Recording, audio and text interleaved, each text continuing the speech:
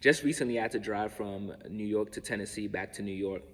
And as I was headed back to New York at 4 a.m. in the morning, I realized that I passed a lot of attractions there and back.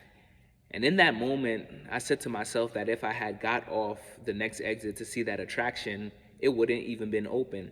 So it would have been a waste of time. And even if the attraction was open, there was a time frame in which I was trying to be back to New York. And so in that moment, I realized that attractions can actually lead to distractions. Think of the time that you were trying to finish a project, or there was something you wanted to complete, but all of a sudden an attraction or something began to pull your attention away from what you were actually trying to accomplish and what you were trying to finish.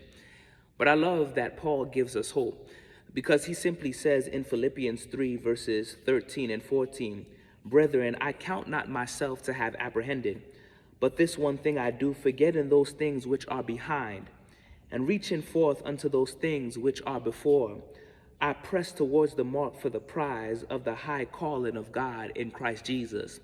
In other words, what Paul is saying is, I've taken some detours before.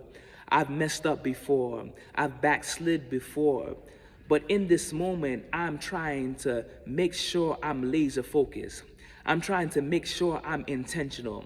I'm trying to make sure that I follow Jesus so that I can get the prize that God has for me. And your question might be, what in the world is the prize? The prize is making it to heaven and seeing Jesus face to face. And so we got to be intentional to follow Jesus every single day, every moment, every hour, every minute, every second of the day, and say, I'm going to forget about the things behind me. I'm going to forget about the sin I used to commit.